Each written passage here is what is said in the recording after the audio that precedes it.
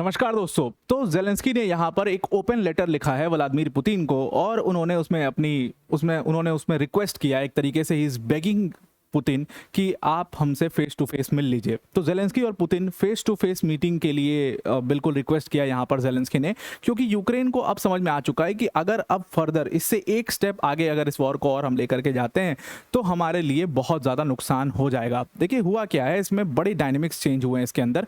आपने देखा कि यूक्रेन ने बहुत बड़ा ड्रोन अटैक किया सेंट पीटर्सबर्ग पर। सेंट पीटर्सबर्ग पर ड्रोन अटैक करने के बाद जब रशिया का इतना सारा नुकसान हो गया, उसके बाद एक स्टेटमेंट आता है पुतिन की तरफ से, जहां पर वो बहुत ही हड़का करके अपनी आर्मी को बोलते हैं कि आपको सीरियसली जरूरत है कि आप अपने एयर डिफेंसेस को मजबूत करिए, अदरवाइज ऐसे अटैक्स होते रहेंगे आपके ऊपर। और ठीक उसके बाद जेलेंस्की का ये ओपन लेटर आता है, क्योंकि जेलेंस्की को पता है कि अब बहुत भीषण तरीके से रशिया अटैक करने वाला, और इसीलिए ये ओपन लेटर लिखा गया है। Basically he is begging Putin to come and meet him, और ये पूरा मैटर जो है वो निगोशिएशंस में लेकर के जाया जाए और इसको पूरा कॉम्प्रोमाइज कर लिया जाए। अगर आप देखो तो अभी तक यूक्रेन को जो पूरा भरोसा था, वो यूएस के ऊपर तो भरोसा पहले ही टूट चुका था, क्योंकि यूएस ने जिस तरीके से ट्रंप ने बुला करके उनको बुली किया था। हालांकि बाद में ट्रंप का रुख थोड़ा सा बदला, थोड़ा सा वो सॉफ्ट हुए जेलेंस्की की तरफ, यूक्रेन की तरफ, वो होता रहता है। लेकिन इनको काफ़ी ज़्यादा भरोसा था यूरोप के ऊपर, और यूरोप में अभी खुद ही अपना इतना क्राइसिस चल रहा है। खुद यूके परेशान है, खुद फ्रांस परेशान है, खुद ही यूरोप में इतना क्राइसिस चल रहा है। तो वो जो सपोर्ट जेलेंस्की को जिस लेवल का चाहिए था, अब उनको समझ में आ चुका है कि उस लेवल का सपोर्ट उनको नहीं मिल सकता। वो भले पीछे से एम्यूनिशंस प्रोवाइड कर सकते हैं, सब कुछ दे सकते हैं, लेकिन they will never come on the front to support Ukraine. वो बिल्कुल फ्रंट पर आकर के यूक्रेन को सपोर्ट नहीं कर सकते। That they can never do. और इसीलिए अब अगर वो कॉम्प्रोमाइज नहीं करते हैं तो उनका पूरा देश खत्म हो जाएगा। ये बात उनको धीरे धीरे समझ में आने लग गई है, और इसी के लिए जेलेंस्की ने ये ओपन लेटर पुतिन को लिखा है। अब इस ओपन लेटर को उन्होंने लिखा जरूर है, इसके बारे में पूरी जो जानकारी है उन्होंने दी जरूर है, और जो वो क्या चाहते हैं इस पूरे निगोशिएशन से वो भी उन्होंने बता दिया। बहुत क्लियरली सारी चीजें रखी हैं। तो इसमें ट्रंप का क्या रोल होने वाला है और जेलेंस्की एग्जैक्टली क्या चाहने वाले हैं, डिटेल में इसको डिस्कस करते हैं। पर वीडियो में आगे जाने से पहले एक बड़ी अनाउंसमेंट है अनअकैडमी टीम की तरफ से कि अगर आप यूपीएससी सीएससी की प्रिपरेशन कर रहे हो तो Unacademy is your one stop solution. और अनअकैडमी ने अपना फाउंडेशन बैच लॉन्च कर दिया है।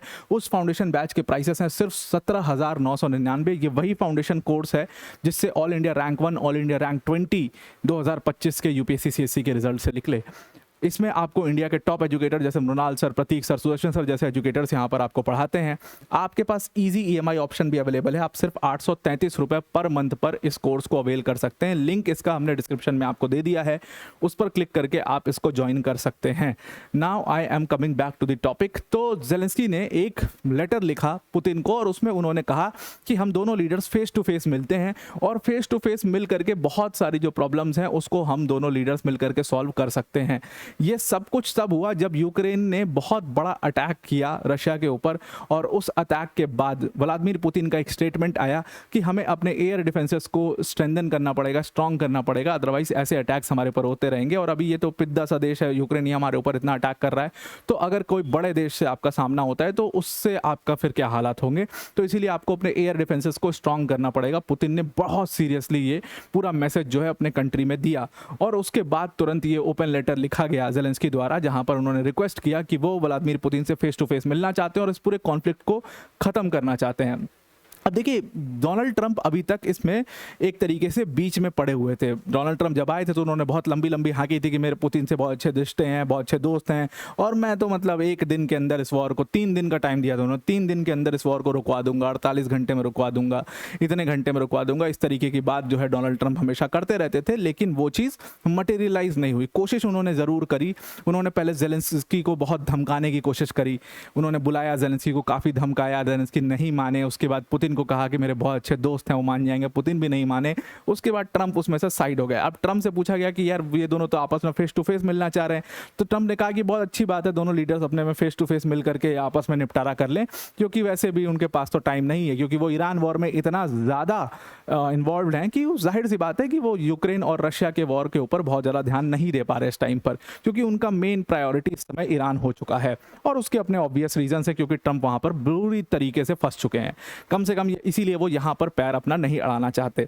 अब देखिए, इस पूरे वॉर के अंदर अभी तक यूक्रेन को ऐसा ही लग रहा था या जेलेंस्की को ऐसा ही सपोर्ट फील हो रहा था कि यूरोप जब तक उनके साथ खड़ा है, क्योंकि यूरोप एक बहुत बड़ा इकोनॉमिक पावर है, इकोनॉमिक हब है, और दूसरा चीज़ बहुत बड़े मिलिट्री पावर भी है। जाहिर सी बात है, एक तरफ रशिया अकेला देश और दूसरी तरफ जो है यूरोप इतना बड़ा, इतने सारे देश अगर सारे मिल करके, नेटो भी अगर पूरा सपोर्ट कर दे यूक्रेन को तो काम उनका हो जाएगा। लेकिन अब ये बात समझ में आई कि नेटो भी उस लेवल पर सपोर्ट नहीं कर सकता यूक्रेन को, उसके ऑब्वियस चैलेंजेस हैं अपने अंदर ही। नेटो के अंदर ही बहुत सारे ऐसे देश हैं जो बहुत सारा ऑब्वियस चैलेंज वहां पर करते हैं और इसी के लिए प्रॉब्लम उनको फेस करनी पड़ रही है। अब देखिए यहाँ पर जेलेंस्की समझ चुके हैं, इसलिए जेलेंस्की ने ओपन लेटर लिख दिया और कहा कि हम दोनों आपस में मिल करके सॉल्व करते हैं। अगर आप इस लेटर की वर्डिंग्स देखोगे तो यहाँ पर जेलेंस्की ने लेटर भेजा और वहां पर उधर से रशिया की तरफ से इसका जवाब आया। हालांकि पुतिन को अभी तक ये लेटर दिखाया नहीं गया है, लेकिन पुतिन को इतना बता दिया गया कि वो फेस टू फेस मिलना चाहते हैं। तो रशिया ने जो अपना पहला प्रपोजल भेजा है, जो अपना पहला आप कह सकते हो रिएक्शन भेजा है, उसमें साफ कह दिया है कि हाँ मिलना है तो मिल लेंगे, उसमें कोई बहुत बड़ी बात नहीं है। Any time he wants to meet he can meet. और उन्होंने कहा कि यूक्रेन का लीडर जब भी मिलना चाहता है वो मिल सकता है पुतिन से, कोई ऐसी बड़ी बात नहीं है। और इस वॉर को एंड करने के लिए हमें डायरेक्ट इंगेजमेंट करना पड़ेगा, ऐसा जेलेंस्की ने उस लेटर में लिखा हुआ था। अब ये जो डायरेक्ट इंगेजमेंट की बात यहाँ पर जेलेंस्की कर रहे हैं, इसके पीछे बहुत बड़ी कहानी है। ये जो डायरेक्ट इंगेजमेंट की बात कर रहे हैं, आप देखिए कि पहले इसके अंदर निगोशिएटर्स की जरूरत थी। खुद जेलेंस्की वो पर्सन है जिन्होंने कहा था कि भाई कोई गारंटी तो ले हमारी, कोई देश आए, कोई पावरफुल देश आए, हमारी गारंटी ले, तब जाकर के तो हम बात करें। लेकिन अब वही जेलेंस्की कह रहे हैं कि हम डायरेक्ट इंगेजमेंट से इस मैटर को सॉल्व कर लेते हैं, क्योंकि उनको समझ आ चुका है कि कोई बीच में नहीं पड़ सकता इस पूरे मैटर के अंदर, क्योंकि रशिया का वो जो खौफ है, वो जो डर है, वो बाकी देशों में भी दिखाई देता है। इसीलिए जेलेंस्की ने ये ओपन लेटर लिखने पर उनको मजबूर कर दिया गया। उन्होंने कहा कि मैं चाहता हूं कि एक क्लियर डेट सेट हो हमारी मीटिंग की और फिर उस हिसाब से हमारी मीटिंग हो, और मीटिंग के पहले अगर वो फुल सीज फायर करना चाहते हैं तो मैं फुल सीज फायर करने के लिए भी तैयार हूं। मतलब यूक्रेन यहां तक भी रेडी हो चुका है कि वो इसमें फुल सीज फायर करना चाहते हैं और उसके बाद निगोशिएशंस के लिए रेडी हैं। यानी कि यूक्रेन ने एक तरीके से अपने हथियार डाल चुका है पूरी तरीके से कि भाई निगोशिएशन हो जाए, फुल सीज फायर अगर कराना चाहते हो तो हम करने के लिए तैयार हैं। ये ऐसा इतना ज़्यादा हृदय परिवर्तन क्यों हुआ है? हृदय परिवर्तन का सिंपल सा, बहुत ही सिंपल सा कारण है, क्योंकि अभी एक दिन पहले यूक्रेन ने ड्रोन अटैक किया सेंट पीटर्सबर्ग के ऊपर, और सेंट पीटर्सबर्ग के ऊपर उन्होंने ड्रोन अटैक करके वहां पर काफी सारी जो सिविलियन इंफ्रास्ट्रक्चर थे उसको डिमोलिश किया। अब इससे ऑब्वियसली पुतिन जो है वो बहुत ज़्यादा नाखुश होंगे, क्योंकि पहली चीज़ सेंट पीटर्सबर्ग जो है वो उनकी होम सिटी है, और जब इतने बड़े स्टेचर के लीडर्स होते हैं वो अपनी होम सिटी को अपना गढ़ मानते हैं, वो अपनी होम सिटी को अपना प्राइड मानते हैं। जैसे हमने देखा था कि हिटलर का एक फितूर था कि स्टालिनग्राड को गिराना है जबरदस्ती, जबकि स्टालिनग्राड को इतनी इंपॉर्टेंट सिटी नहीं थी, लेकिन स्टालिनग्राड को गिराना है क्योंकि उसमें स्टालिन का नाम है। तो वो एक नेम प्राइड जो है वो ये लोग लेते हैं अपने होम सिटी के अंदर। तो सेंट पीटर्सबर्ग को जब आपने अटैक किया तो उसके बाद पुतिन का गुस्सा था, और सबसे बड़ी बात ये भी थी कि वहां पर इंटरनेशनल इकोनॉमिक फोरम की मीटिंग भी हुई थी। तो पुतिन ने कहा कि हम इसका बड़ा जवाब देंगे, बहुत बड़ा रिटेलिएशन करेंगे। अब यूक्रेन को पता है कि रिटेलिएशन कीव के ऊपर होने वाला है, और पुतिन ने काफी क्लियर कर दिया है, कीव में बोल दिया सारे डिप्लोमेट्स को कि आप लोग छोड़ दो कीव को, आप लोग वहां से निकल जाओ, क्योंकि हम यूक्रेन की कैपिटल के ऊपर बड़ा अटैक करने वाले हैं। और ये अटैक इतना बड़ा होगा कि आज तक पूरी मतलब मैनकाइंड ने इतना बड़ा अटैक नहीं देखा होगा। इस तरीके के स्टेटमेंट्स पुतिन ने दिए, और इस स्टेटमेंट ने बाध्य कर दिया यूक्रेन के प्रेसिडेंट को, जेलेंस्की को, कि वो पुतिन के सामने आकर के बोलेंगे भाई हमें आपसे मिलना है। अब ये मुलाकात कैसे हो पाएगी, नहीं हो पाएगी, वो अलग की बात है। क्या है, डायरेक्ट एड्रेस है जेलेंस्की का पुतिन को, जो कि बहुत रेयर है, आज तक कभी नहीं हुआ कि वो जेलेंस्की जो है वो डायरेक्टली पुतिन को एड्रेस कर रहे हो, लेकिन ये पहली बार इस लेटर के अंदर हुआ है। अब डोनाल्ड ट्रंप की इसमें क्या रोल होने वाले हैं? डोनाल्ड ट्रंप को बहुत ज़्यादा क्रिटिसाइज किया गया। क्यों क्रिटिसाइज किया गया? क्योंकि उन्होंने पहले तो जेलेंस्की को बुला करके बहुत ज़्यादा बुली किया, वो और जेडी वांस ने मिलकर के जबरदस्त बुली किया जेलेंस्की को अपने देश में, और फिर पुतिन को कहा कि वो मेरे बहुत अच्छे दोस्त हैं, मैं सॉल्व करा दूंगा मैटर को। सबको लग भी रहा था कि शायद हो सकता है सही में सॉल्व करा दे आदमी, लेकिन फिर वो चीज़ हो नहीं पाई। उन्होंने अलास्का समिट में पुतिन को इन्वाइट किया, तो लगा कि भाई ट्रंप है किस साइड पे, वो क्या जेलेंस्की के साइड है, वो पुतिन के साइड है, लेकिन ट्रंप किसी के साइड नहीं है, वो सिर्फ बिजनेस के साइड है। जेलेंस्की के साइड वो जब उनके खिलाफ थे, पुतिन के साइड थे, फिर पुतिन ने उनकी बात मानने से मना कर दिया, तो उन्होंने पुतिन का भी साइड छोड़ दिया। अब वो इस पूरे मैटर से ही बाहर हो चुके हैं। तो इसीलिए जेलेंस्की ने और यूक्रेन ने खासतौर से डिसाइड किया कि इसको बाहर ही कर दो, इनको यूएस को ना यहाँ से बाहर ही कर दो, हम अपने लेवल पर ही इसको सॉल्व कर लेते हैं कि क्या चक्कर है। तो इसीलिए उसमें डोनाल्ड ट्रंप का कुछ बहुत ज़्यादा लेना देना नहीं है। डोनाल्ड ट्रंप सिर्फ इसके अंदर स्टेटमेंट पास करेंगे। अब यहाँ पर ट्रंप ने, हालांकि यूक्रेनियन लीडर ने कहा है कि बहुत सारे कॉम्प्रोमाइज़ेस यहाँ पर करने पड़ेंगे, दोनों साइड को कॉम्प्रोमाइज़ेस करने पड़ेंगे और ये डील हो जाएगी। डोनाल्ड ट्रंप ने भी कहा है कि मैंने बहुत सारे कॉम्प्रोमाइज़ेस करने के लिए इन दोनों देशों को कहा था, हालांकि दोनों देश तैयार नहीं हुए थे, तो इसलिए वो निगोशिएशन जो यूएस निगोशिएशंस करा रहा था वो नहीं हो पाई थी। लेकिन अगर अब ये लोग आपस में ही कॉम्प्रोमाइज़ करने के लिए तैयार हैं, विदाउट स्पेसिफाइंग कि क्या क्या कॉम्प्रोमाइज़ करना पड़ेगा, लेकिन आपस में लोग अगर कॉम्प्रोमाइज़ करने के लिए तैयार हैं तो ये डील हो सकती है। लेकिन इसमें यूएस का कोई बहुत बड़ा रोल नहीं होगा। कैसी कॉम्प्रोमाइज़ की बात करें तो कॉम्प्रोमाइज़ बहुत सिंपल है, टेरिटरी का कॉम्प्रोमाइज़ करना पड़ेगा और वो भी यूक्रेन को करना पड़ेगा। रशिया ने अपनी कंडीशन साफ साफ रख दी है यहाँ पर, वो प्री कंडीशन है, मतलब कि अगर निगोशिएशन होना है तो पहले ये कंडीशन माननी पड़ेगी, फिर ही निगोशिएशन होगा, ऐसा पुतिन ने बहुत क्लियर कर दिया है। डॉनबास रीजन जो है, वो डॉनबास रीजन जो ईस्टर्न डॉनबास रीजन है, जहाँ पर इस समय यूक्रेनियन फोर्सेस हैं, बड़ी मात्रा में वहाँ पर हैं और स्ट्रांग है वहाँ पर, उस डॉनबास रीजन को कह रहे हैं पुतिन साफ साफ कि भाई आपको क्लियर करना पड़ेगा, यूक्रेन की फोर्सेस वहाँ से बाहर निकलें, उसके ऊपर रशिया का कब्जा होगा।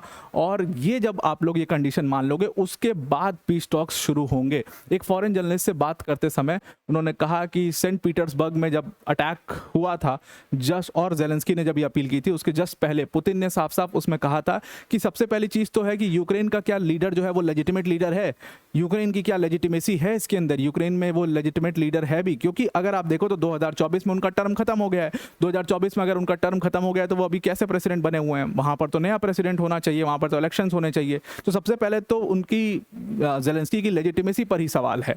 अब देखिए यहाँ पर जेलेंस्की का जो टर्म है वो सही में 2024 में एक्सपायर हो चुका है, बट न्यू इलेक्शंस तब तक नहीं हो सकते जब तक ये वॉर ना खत्म हो जाए, क्योंकि वहाँ पर मार्शल लॉ लग गया है। तो मार्शल लॉ में इलेक्शंस और ये सारी चीज़ें जो है वो इलेक्शंस जो है वो सस्पेंड कर दिए जाते हैं। तो जेलेंस्की ने कहा कि आप एक फुल टाइम सीजफायर हमारे साथ कर लो, मैं अपने देश में वोटिंग करा लूंगा, रेफरेंडम करा लूंगा और उसके बाद पता चल जाएगा कौन लीडर है कि नहीं है। अब यहाँ पर इसीलिए पुतिन ने कहा कि पहले हम एक डील फाइनलाइज करेंगे, उसके बाद मुलाकात करेंगे, और मिलना है तो जेलेंस्की खुद आ जाए यहाँ पर, रशिया आ जाए, उसका पूरा स्वागत है, लेकिन पहले एक डील हो जाएगी, उसके बाद हम फॉर्मल जो मुलाकात होती है वो कर लेंगे, लेकिन डील पहले फाइनलाइज होनी चाहिए। और उस डील में उन्होंने अपनी कंडीशन बता दी है कि डॉनबास रीजन तुम खाली करो, उसके बाद हम मिलने के लिए तैयार हैं। तो अब जेलेंस्की इस चीज़ के ऊपर कितना रेडी हो पाएंगे, भले उन्होंने ये ओपन लेटर तो लिख दिया, लेकिन जो जवाब आया रशिया की तरफ से, क्या वो उस जवाब को मान पाएंगे, ये आप मुझे कॉमेंट करके ज़रूर बताइएगा। आई होप आपको पूरा आर्टिकल समझ में आ गया होगा। आज के लिए इतना ही, thank you and have a nice day.